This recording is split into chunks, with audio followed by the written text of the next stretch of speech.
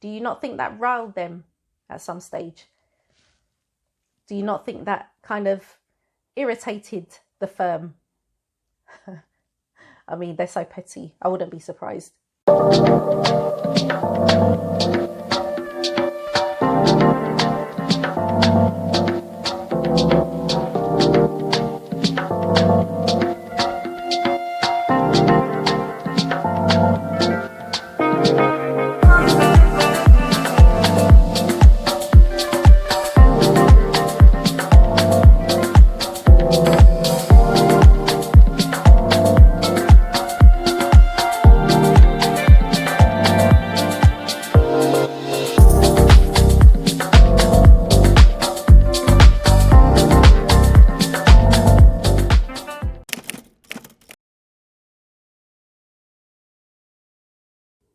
Hey guys, I hope you're all doing well and that you had a great week. To my house guests, come in, make yourselves at home, make yourselves comfortable. If you're visiting for the first time and you'd like to become a house guest, don't forget to hit subscribe and activate all of your notifications. I'm Chez, this is Chez M0i. Welcome to my place. House rules. Please do not watch this video if you have absolutely no interest in the subject matter, as indicated by the thumbnail. You struggle to simply accept other people's opinions when they don't necessarily align with yours. You're a professional point misser. You are not able to engage respectfully. Remember that there are countless other channels that cater specifically to your needs and preferences. Therefore, please feel free to exit this video and engage with their content instead. It's been ages since I sat down with you. There are a few valid reasons for that. Firstly, after 9 months of not seeing her, I needed to spend time with her. So that's why I've taken a break from doing sit-down videos. The other reason is that May has been a very weird month in terms of events since the 6th of May. It was difficult for me to try and choose what I wanted to talk about because every time I was about to make a video, something else would happen. So I thought, let me wait until later on in the month to actually sit down and then let me structure what I want to talk to you about, because there is a lot. There's a lot to unpack, but I'm just gonna focus on one or two events that have taken place.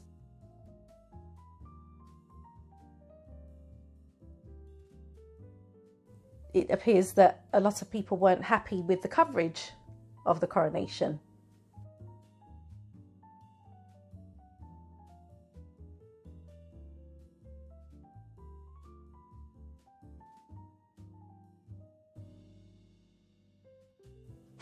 And as mentioned in that same article, there was quite a bit of outrage regarding what this lady had said. A bit of me that we've gone from the rich diversity of the Abbey to a terribly white balcony. I'm very struck by that. I'm not going to cover that in this particular video. I do have observations and thoughts that I will share with you in an upcoming video. In addition to that, while the coronation was going on, there were protests by anarchists, anti-royalists, Republicans. As you will see, police have built a gigantic big barrier right in front of where Republic is standing so that the King and Queen consort will not be able to see the protest as they proceed up the Mall. I'm not going to get into a conversation about that, okay? They're under arrest, end of. Okay? Thank you.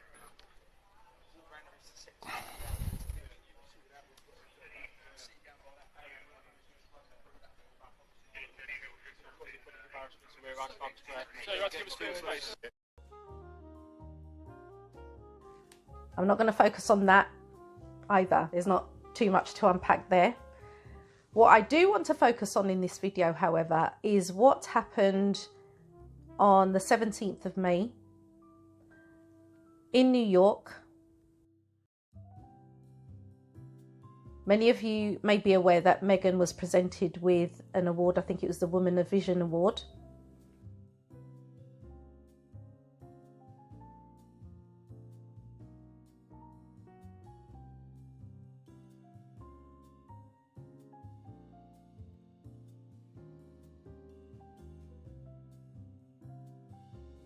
She was accompanied by Harry and her mum, Doria.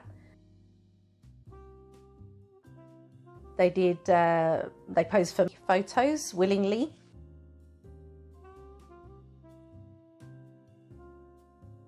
When I learned of what had transpired when they were leaving that event,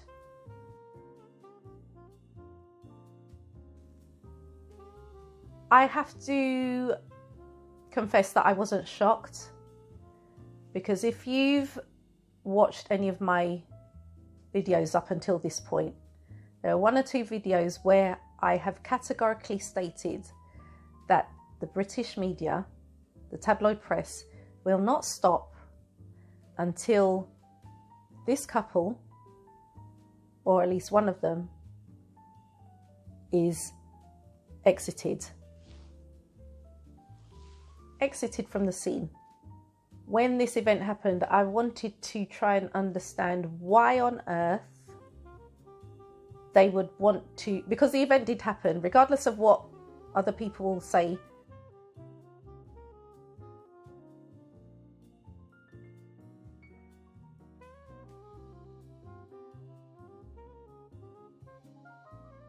I think TMZ came out with, you know, the route of the chase. Hey, Meghan this way! Meghan and Harry's NYC night began with a smile. They turned. But ended with a relentless pursuit by paparazzi that some are calling near fatal. They say they were chased for nearly 2 hours. There were people driving on sidewalks. There were pedestrians nearly hit. And we've since verified the pursuit lasted from 10 to midnight, with Meghan and Harry's car fleeing paps at 80 miles an hour on a highway. And we've since verified the pursuit lasted from 10 to midnight, with Meghan and Harry's car fleeing paps at 80 miles an hour on a highway. It all started when they left the Women of Vision Awards gala where Meghan was being honored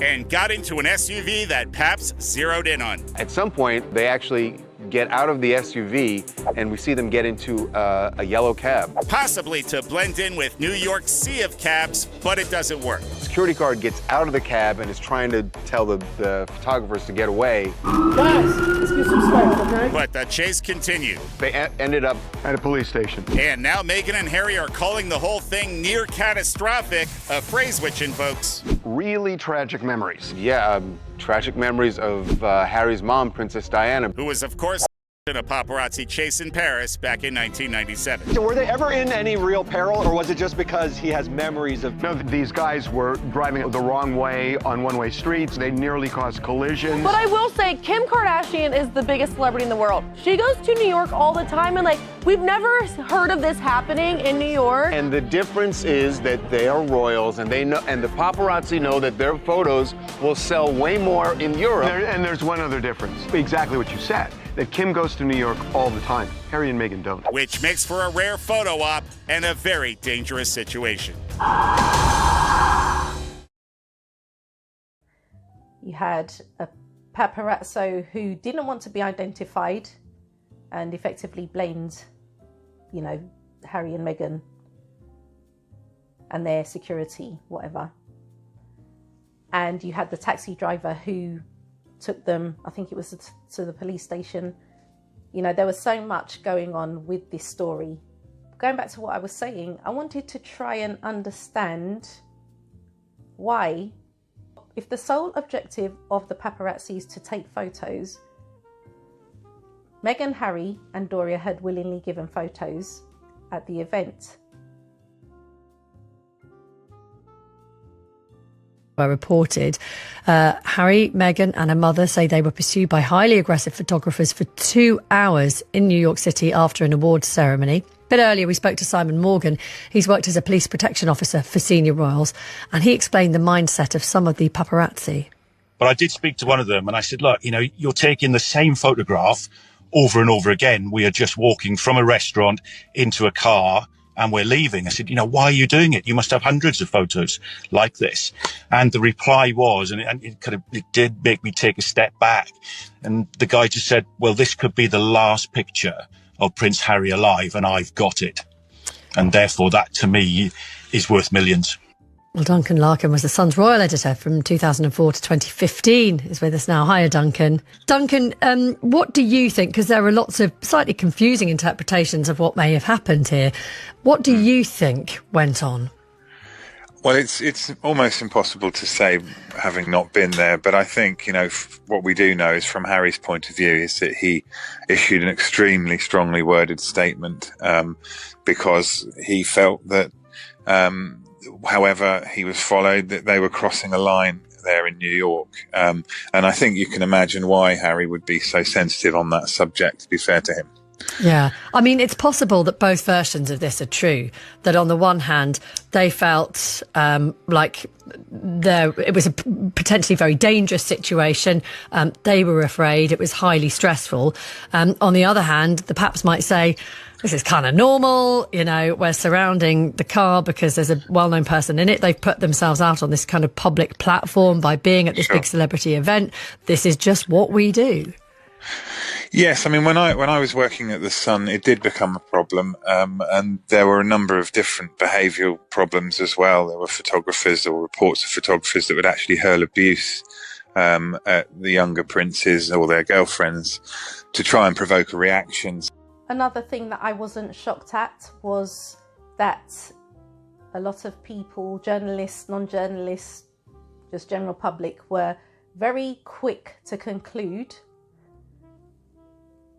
that Harry and Meghan were lying, or they were exaggerating,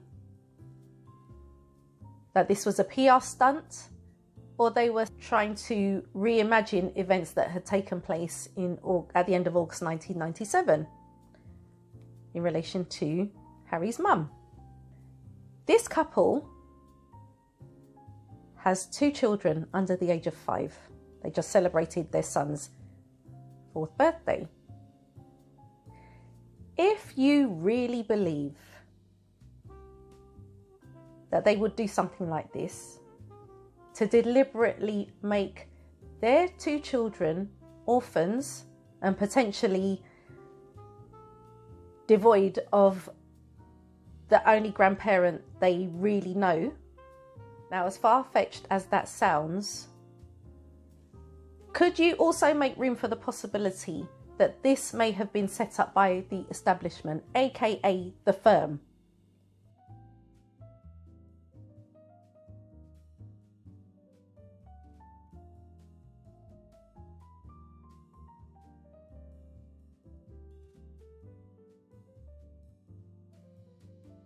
It's not a coincidence that these paparazzi were primed. It was public knowledge that Meghan would be attending this award ceremony.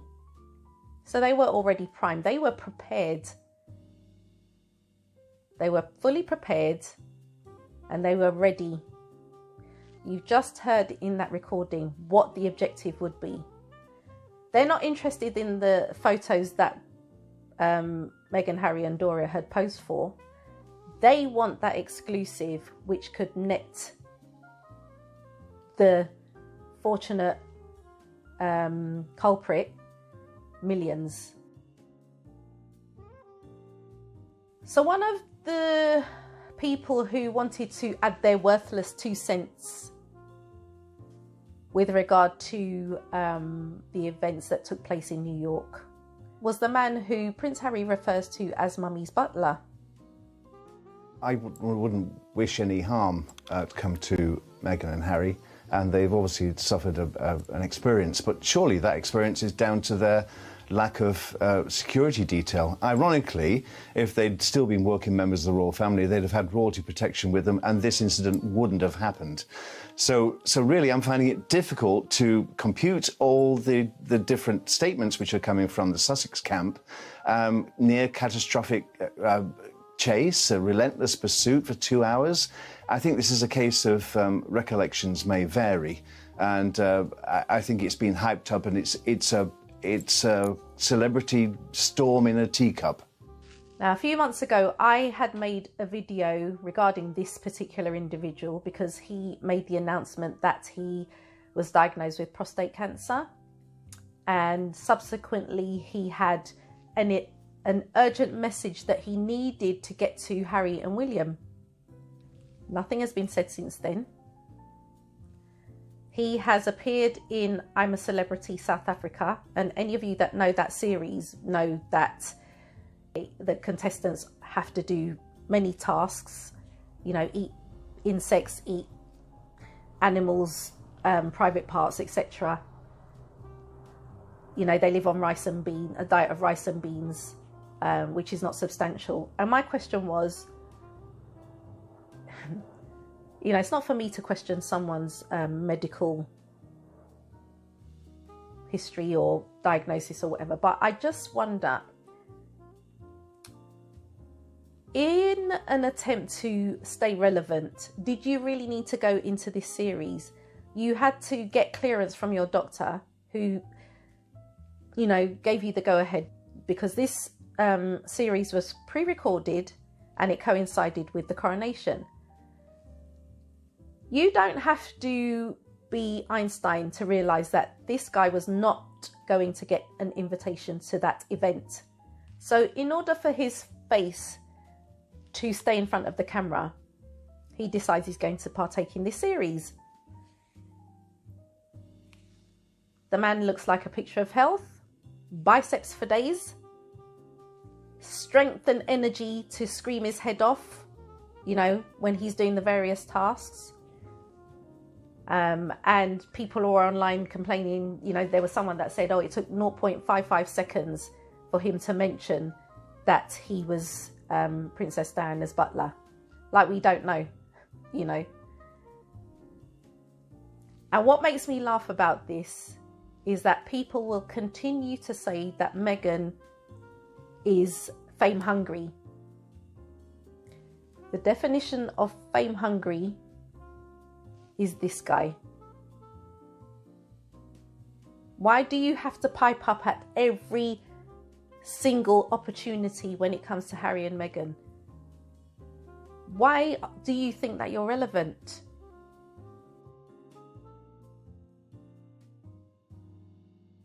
When it was stated that it was the security, Meghan and Harry's security driver that was driving erratically, anyone with sense will realise that you're not going to just drive erratically for the sake of it. There has to be a reason. You know, but they will want to convince you that Meghan and Harry are at fault. I don't know the ins and outs. I wasn't there. Only those that were there will be able to tell you. And again, you're not going to get a consistent account because everyone will give their own perspectives. Like I've said in previous videos, like I always say, you can have, you know, it's an unfortunate analogy, but you can have a car accident. 10 people witness the same car accident, okay? But every single one of those people will give you a different account. They'll give you a different description of the perpetrator. You know, they'll give you a different description of what he was wearing. They'll give you a different description of what actually happened. So to suggest that Meghan and Harry staged all of this, do you really think they have time for this nonsense? Do you really think that they are so perverted that they would stage a car accident, something that triggers Harry because he still can't get over the demise of his mum? People that think that way have to not be 100% as far as I'm concerned. let me remind you again why these paparazzi, tabloid press, British media will continue to pursue this couple without solicitation. But I did speak to one of them and I said, look, you know, you're taking the same photograph over and over again. We are just walking from a restaurant into a car and we're leaving. I said, you know, why are you doing it? You must have hundreds of photos like this. And the reply was, and it did make me take a step back. And the guy just said, well, this could be the last picture of Prince Harry alive and I've got it. And therefore that to me is worth millions. I understand that Buckingham Palace have not made any statement regarding this incident.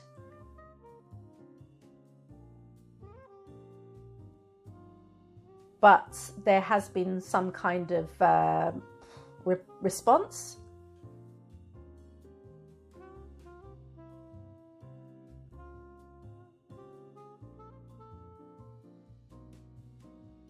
And furthermore, the Sussexes allege that neither King Charles or Prince William have sent any private message to either Harry or Meghan.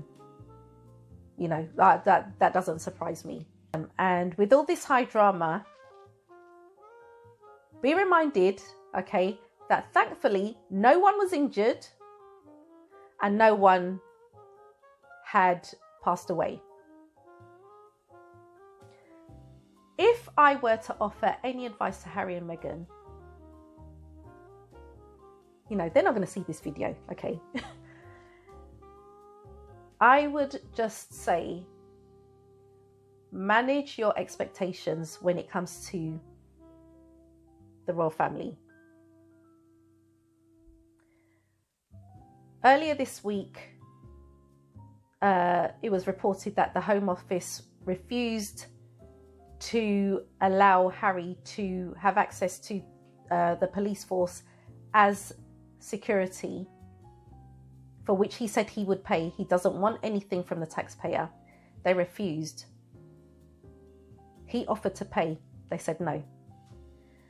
This clearly demonstrates that Harry and Meghan, it would appear that you're expendable, you're disposable. It also demonstrates that the firm, the establishment, comes well before everything and everyone else. Whether you're a member of that family or not, if you're not part of their, if you're not a working royal, no. Don't expect anything from them. They can't make it clearer than that. If you manage your expectations, you're not going to be disappointed and you're not going to be that stressed. You guys have an amazing life. Don't let these guys spoil it for you. The fact that Harry left the coronation and got into the car with a massive smile on his face, do you not think that riled them at some stage? Do you not think that kind of irritated the firm? I mean, they're so petty. I wouldn't be surprised.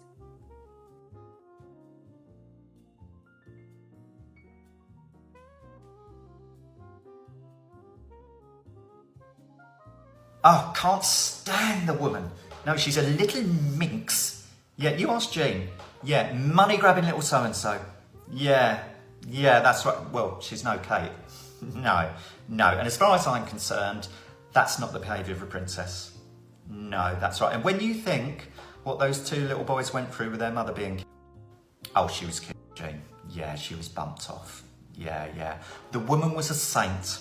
And she'd be turning in her grave now if she could see who her youngest ended up with. She's a nasty piece of work, that one.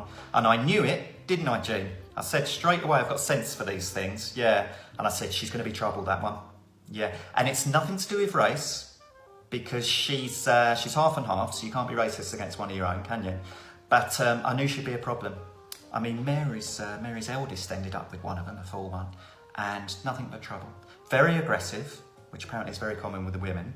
Frank is asleep now, but he's on the internet all day now, and he's reading all these statistics, and you can't argue with that. I mean, you should see our garage now, he's put charts up everywhere. oh dear, yeah. But as far as I'm concerned, if you're a member of that family, you represent the country. So you should be conducting yourself with grace and dignity like the rest of them.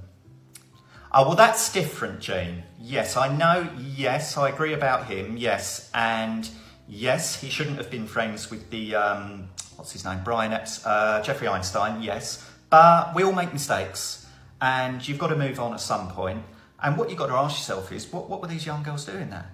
Yeah, I mean, you see the way some of these girls dress these days, and yeah, it's 15 going on 25. Exactly, you're going to town on a Saturday night. They're not so innocent. Yeah, and for me, the sad thing about that is the little ones, the kiddies, they love the fantasy of the handsome prince. It's a fairy tale. And what these girls coming forward have done is they've taken away these young ones' innocence by telling their story, yeah. And to me, that's unforgivable. Yeah. So now I want to come back to this side of the pond and take a look at what else happened this month. This is the Duchess of Edinburgh, the wife of King Charles's youngest brother, Edward.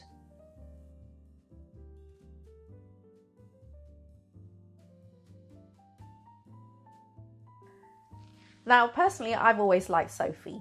I've always thought of her as a decent person. I don't know her, you know, just from what I've seen, I've just always considered her to be a decent lady. This is a photo of Helen Holland. 4 days after the coronation on the 10th of May, while the Duchess was travelling through Earl's Court, which is an area in West London, one of her police motorcycle escorts hit Mrs. Holland and left her with devastating injuries, and she was left in a critical condition.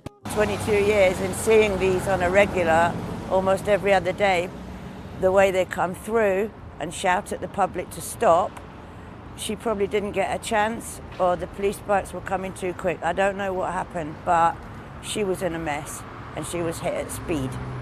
She wasn't hit at no 10, 20 miles an hour. They were travelling for her to look like that, you know? So let's just pray that she makes it. Now, when this was reported, I hoped I was going to be wrong, but I thought, if this lady succumbs to her injuries, it's not going to get that much coverage on the news. This is what transpired yesterday. This article is from themirror.co.uk, dated 24th of May 2023. Woman, 81, hit by Sophie Wessex motorcade, dies after being thrown 40 feet across road. Buckingham Palace issued a statement after the crash, saying the Duchess was grateful for the swift response of emergency services and will keep abreast of developments. An elderly woman who was left critically injured after a crash with police escorting Sophie Wessex has died, according to her family. Helen Holland was thrown 40 feet across the road after being struck by a motorbike, an eyewitness claimed at the time. The 81-year-old was hit at the junction of West Cromwell Road and Warwick Road in Earl's Court, West London, earlier this month. Announcing her death, her son Martin told the BBC that she fought for her life for nearly 2 weeks, but irreversible damage to her brain finally ended the battle. She sustained multiple broken bones and massive internal injuries after being hit while using the safe route of a pedestrian crossing, he added. The Independent Office for Police Conduct have been investigating the incident and said on May 19th they were appealing for witnesses and had taken CCTV from nearby properties for examination. This mother, grandmother, great-grandmother, dearly beloved by her family, she will not be coming back.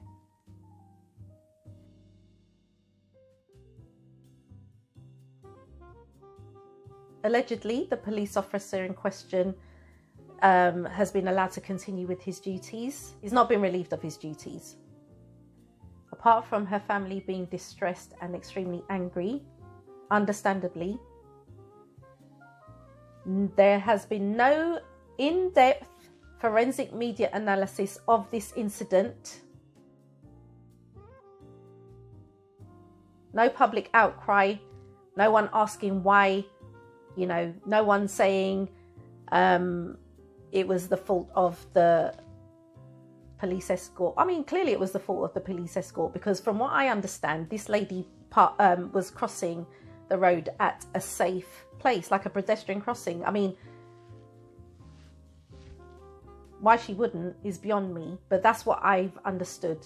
You know, I don't know whether there are conflicting reports, but from what I understand, she crossed at a safe place. But nothing. The media just glanced over it. And I can tell you now that if you thought this was a rare occurrence, if you thought this was the first time something like this had happened, involving a member of the royal family involved in road traffic collisions with members of the public, let me tell you about 4 incidents that took place in 2019. One took place in June 2019 with Prince William's motorcade, where an 83-year-old woman was hit in southwest London. I believe that was when the party were leaving from London to Windsor. And I know that road, Upper Richmond Road, because I used to take my daughter to school through that area many years ago. It's quite a busy area.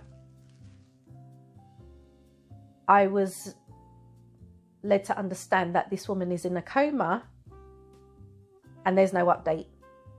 Okay, this is 4 years ago. I don't know what's happened to this lady. I don't know whether she came out of the coma, if she indeed was in a coma.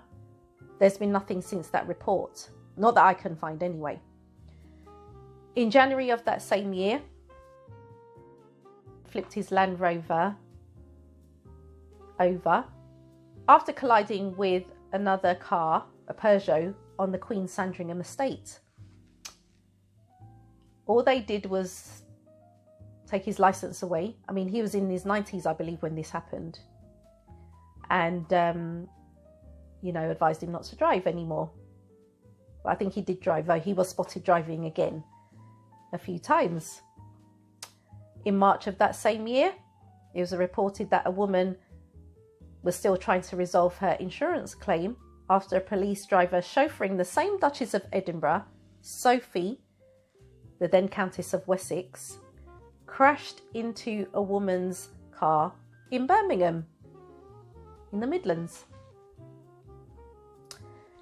In that same year, the Queen's 83-year-old first cousin, the Duke of Kent, was involved in a car crash with a student driver in Brighton. Only one of these incidents I was aware of, and that was the one with Prince Philip, because there was a debate about whether elderly people should continue to drive after a certain age.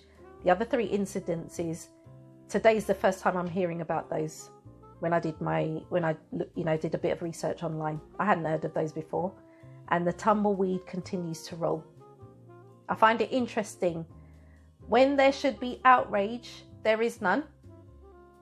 And the manufactured outrage against Harry and Meghan is plain for all to see because it's so loud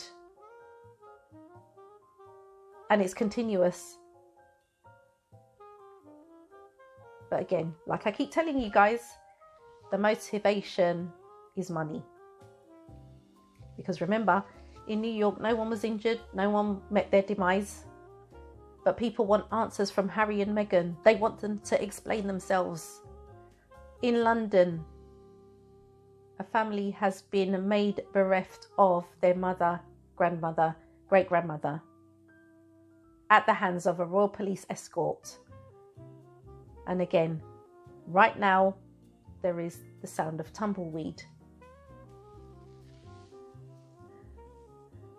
Based on the previous incidences I've highlighted in this video, I can almost guarantee unless the family keeps this story at the top of the news agenda, it will be very quickly forgotten by everyone, including the palace.